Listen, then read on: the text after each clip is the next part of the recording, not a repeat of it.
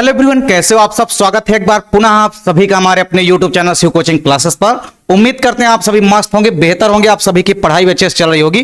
तो देखिए, आज की इस वीडियो में हम देखने वाले हैं क्लास 12 बायोलॉजी एनसीईआरटी चैप्टर 6 हमारा इवोल्यूशन चल रहा है, जिसमें हमने आपको 7 से 8 लेक्चर प्रोवाइड करा दिए हैं। अभी तक आप अगर नहीं देखे हैं तो आप प्ले लिस्ट में जाकर के देख सकते हैं। आज की इस वीडियो में यहाँ पे हम 2 इंपॉर्टेंट क्वेश्चन देखने वाले हैं।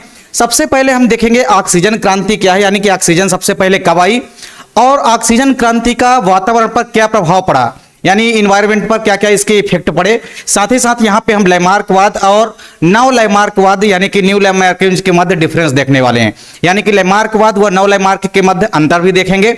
साथ ही साथ ऑक्सीजन क्रांति के बारे में यहाँ पे डिटेल से देखेंगे, ऑक्सीजन क्रांति कैसे आई, साथ ही साथ इसका वातावरण पर क्या प्रभाव पड़ता है। चलिए सबसे पहले बात करते हैं ऑक्सीजन क्रांति की। तो देखिए, हमको पता है कि जो हमारा आदि वातावरण था, तो हमारे आदि वातावरण में स्वतंत्र रूप से ऑक्सीजन जो है वो अनुपस्थित थी। जैसे आपने ओपरिन का सिद्धांत देखा, ओपरिन ने क्या बताया कि कार्बनिक यौगिक जो होते हैं, सरल कार्बनिक यौगिकों से ही धीरे धीरे चल के जीव द्रव्य के जो कि भौतिक आधार बने और इस प्रकार से फिर जीवन की उत्पत्ति हुई, जिसके बारे में फिर स्टैनले मिलर एवं यूरो ने फिर इसका प्रायोगिक प्रमाण भी दिया और उन्होंने भी स्वीकार किया कि हाँ, जैव रसायनवाद जो है ये काफी हद तक जो है जीवन की उत्पत्ति के बारे में बताने में काफी मददगार रहा। या आप ये कह सकते हैं कि जो जैव रसायनवाद है किसका, तो ओपरिनवाद का जो जैव रसायनवाद है इसका समर्थन किया मिलर एवं यूरो ने, और इन्होंने इसका प्रायोगिक प्रदर्शन करके भी बताया कि जो सरल कार्बनिक अणु होते हैं वही सरल कार्बनिक अणु आगे चल के जीव द्रव्य का भौतिक आधार बनाते हैं और फिर इस प्रकार से जीवन की उत्पत्ति होती है। तो यहाँ पे हम देखेंगे जीवन की जो उत्पत्ति के संदर्भ में जब हमने देखा था कि जो अब हमारा आदि वातावरण था, मतलब जब जीवन की उत्पत्ति हो रही थी, तो आदि वातावरण के टाइम पे जो स्वतंत्र ऑक्सीजन थी ये क्या थी, अनुपस्थित थी। हुआ क्या कि साइनोबैक्टीरिया यानी कि जिसको आप नील हरित शैवाल भी कहते हैं, जिसको आप ब्लू ग्रीन एल्गी कहते हैं, तो जैसे ही साइनोबैक्टीरिया यानी कि ब्लू ग्रीन एल्गी में क्या हुआ, प्रकाश संश्लेषण की प्रक्रिया हुई। प्रकाश संश्लेषण की प्रक्रिया के दौरान फिर क्या हुआ, ऑक्सीजन गैस मुक्त हुई और इस प्रकार से ऑक्सीजन गैस जो है स्वतंत्र रूप से फिर वातावरण में मुक्त रूप से आ गई। यानी सबसे पहले आपको समझना है कि जो हमारा आदि वातावरण था उसमें हाइड्रोजन, कार्बन, ऑक्सीजन, नाइट्रोजन इनकी मात्रा ज्यादा थी। यानी जो हमारा आदि वातावरण था वो कैसा था, अपचायक था। अपचायक क्यों था, क्योंकि हाइड्रोजन की मात्रा क्या थी, ज्यादा थी।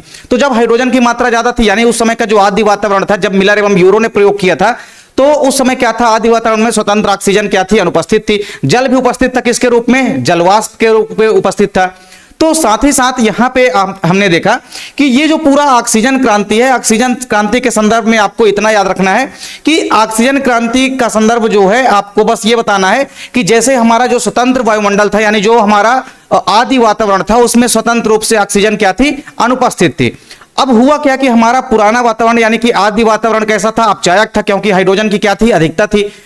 इसके बाद हुआ क्या कि साइनोबैक्टीरिया यानी कि ब्लू ग्रीन एल्गी में क्या हुआ, प्रकाश संश्लेषण हुआ। अब आपको पता है कि प्रकाश संश्लेषण की प्रक्रिया में क्या होता है, ऑक्सीजन जो होती है वो बाहर निकलती है।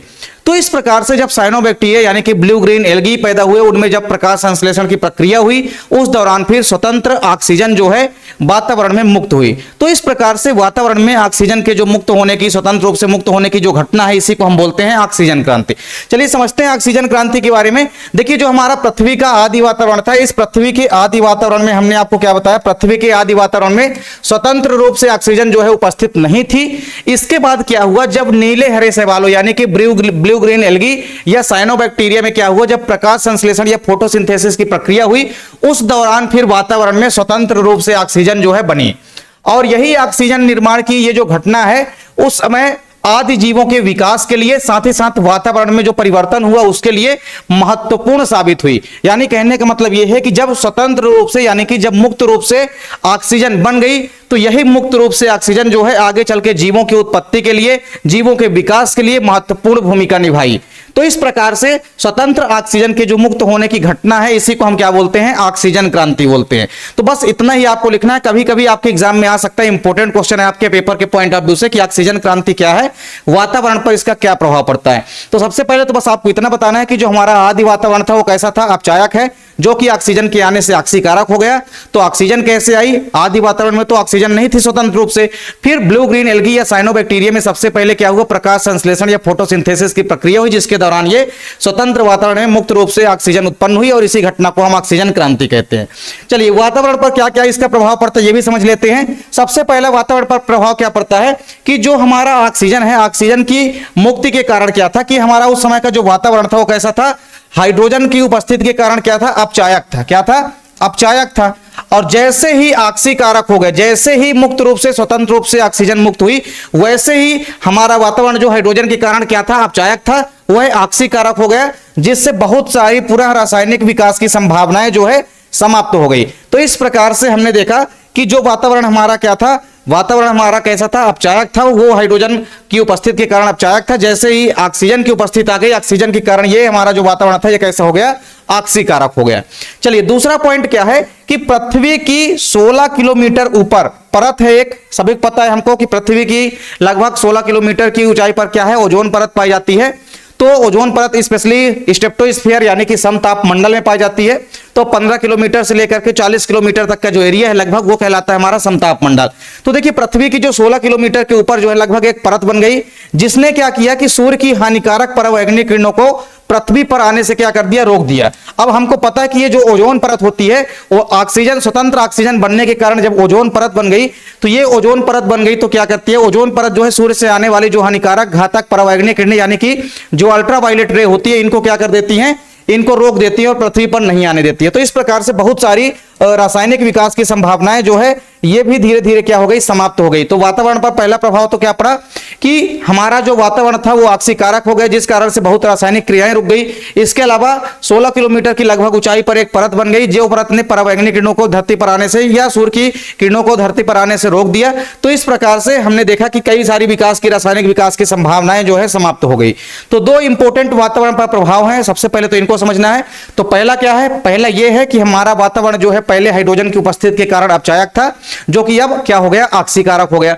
दूसरा हमने क्या बताया कि स्वतंत्र ऑक्सीजन मुक्त होने के कारण एक ओजोन परत का निर्माण हो गया और ये ओजोन परत सूर्य से आने वाली किरणों को रोक दी, जिस चलते कई सारी जैव विकास की जिस कारण से कई सारी रासायनिक विकास की संभावनाएं जो है ये क्या हो गई, धीरे धीरे करके खत्म होने लगी।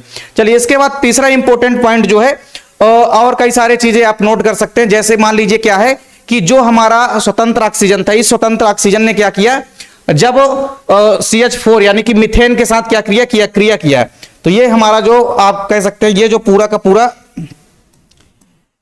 का पूरा हमारा स्वतंत्र ऑक्सीजन थी, स्वतंत्र ऑक्सीजन ने किसके साथ क्रिया किया, इस स्वतंत्र ऑक्सीजन ने जब मीथेन के साथ क्रिया किया, किसके साथ क्रिया किया, मीथेन के साथ क्रिया किया, तो इसने क्या बना दिया, इसने बना दिया H2O बना दिया और क्या क्या बना दिया, CO2 बना दिया। क्या बना दिया, H2O बना दिया और क्या बना दिया, CO2 बना दिया, जिस कारण से वातावरण में उपस्थित जो पेड़ पौधे हैं उनको भी अपने प्रकाश संश्लेषण के लिए CO2 जो है पर्याप्त मात्रा में उपस्थित होने लगा।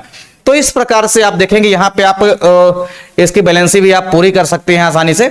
तो इस प्रकार से ये जो पूरा का पूरा हमारा वातावरण पर प्रभाव है ऑक्सीजन का, तो 2-3 प्रभाव आपको याद रखना है। सबसे पहला क्या है कि हमारा जो वातावरण था वो कैसा था, अपचायक था, जो कि कैसा हो गया, ऑक्सीजन के आने से ऑक्सीकारक हो गया।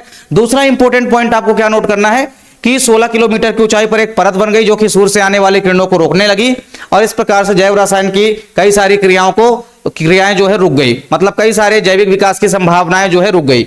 और इस प्रकार से फिर तीसरा आपको एक ये भी याद रखना है कि जो हमारा स्वतंत्र वातावरण में उपस्थित जब ऑक्सीजन गैस आ गई, तो इसने जो है मीथेन के साथ क्रिया किया और H2O तथा CO2 का निर्माण कर दिया, जिस कारण से हमने देखा कि CO2 के निर्माण हो जाने के कारण क्या हो गया, CO2 का निर्माण हो गया, जिस कारण वातावरण में उपस्थित जो भी पौधे हैं उनको प्रकाश संश्लेषण के लिए पर्याप्त मात्रा में कार्बन डाइऑक्साइड मिलने लगी।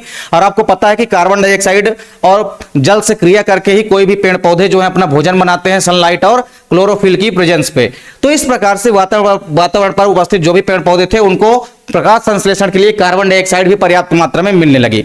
तो ये सबसे पहले तो आपको यह याद रखना है कि ऑक्सीजन क्रांति क्या है, इसका वातावरण पर क्या प्रभाव पड़ता है। इसके बाद एक इंपॉर्टेंट डिफरेंस है जिसको आपको तैयार कर लेना है, और ये डिफरेंस आपकी एग्जाम में 2020 में पूछा भी गया है, तो इस डिफरेंस को आपको अच्छे से तैयार कर लेना है। चलिए सबसे पहले देखते हैं लयमार्कवाद व नौ लयमार्कवाद में डिफरेंस क्या है। सबसे पहला डिफरेंस आपको क्या लिखना है कि जो हमारा लयमार्कवाद है, ये हमारा लयमार्कवाद किसके द्वारा दिया गया, तो लयमार्कवाद जो है ये स्पेशली लयमार्क के द्वारा ही प्रस्तावित किया। आपको पता है लयमार्क ने सबसे पहले बायोलॉजी यानी कि जीव विज्ञान टर्म का उपयोग किया था, तो लयमार्क द्वारा प्रस्तावित किया गया। जो हमारा लयमार्कवाद है किसके द्वारा प्रस्तावित किया गया, ये हमारा लयमार्क द्वारा ही प्रस्तावित किया गया। वहीं यदि हम बात करते हैं यदि हम बात करते हैं किसकी, यदि हम बात करते हैं नवलैमार्कवाद की, तो लैमार्कवाद के सिद्धांत को कई सारे अलग अलग विभिन्न वैज्ञानिकों ने क्या किया, रूपांतरित किया, और उनके रूपांतरण से ही क्या बना, नवलैमार्क बना। तो विभिन्न वैज्ञानिकों द्वारा लैमार्कवाद का रूपांतरण ही क्या है, नवलैमार्कवाद है। रूपांतरण ही आप लिख सकते हैं, विभिन्न वैज्ञानिकों द्वारा लैमार्कवाद का रूपांतरण ही नवलैमार्कवाद कहलाया। क्या कहलाया, नवलैमार्कवाद कहलाया, नवलैमार्कवाद कहलाया, नवलैमार्कवाद कहलाया। तो पहला डिफरेंस तो आप ये लिख सकते हैं कि जो हमारा लैमार्कवाद है, लैमार्क द्वारा जो है स्पेशली लैमार्क द्वारा प्रस्तावित किया गया था।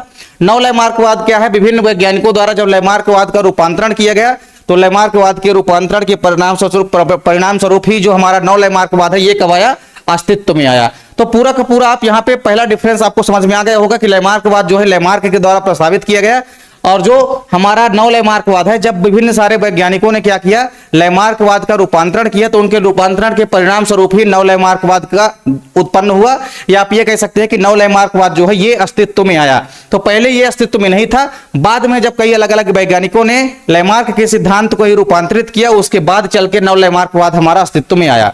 चलिए, इसके बाद दूसरा आपको समझना है कि जो उपार्जित गुण हैं, जो भी पूरे जीवन काल में अर्जित किए गए गुण हैं, तो लैमार्क ने क्या माना, लैमार्कवाद ये मानता है कि जो उपार्जित लक्षण होते हैं वही उपार्जित लक्षण ही जैव विकास के प्रमुख स्रोत कहलाए। तो मतलब लैमार्क के अकॉर्डिंग, यानी लैमार्कवाद क्या कह रहा है कि जो हमारे उपार्जित गुण या उपार्जित लक्षण हैं वही जैव विकास के आगे स्रोत बनते हैं, मतलब उन्हीं के चलते ही जैव विकास हमारा जो है होता है। तो सीधी सी बात, लैमार्क ने क्या माना कि जो उपार्जित गुण होते हैं ये जैव विकास के प्रमुख कारण हैं। तो मतलब जैव विकास का जो सबसे प्रमुख कारण है वो तो लैमार्कवाद ने क्या बता दिया कि उपार्जित गुण ही होते हैं।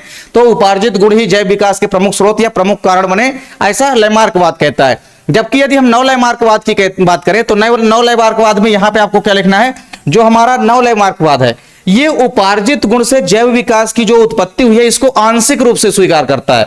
कैसे करता है, आंशिक रूप से स्वीकार करता है, मतलब पूर्ण रूप से स्वीकार नहीं करता है।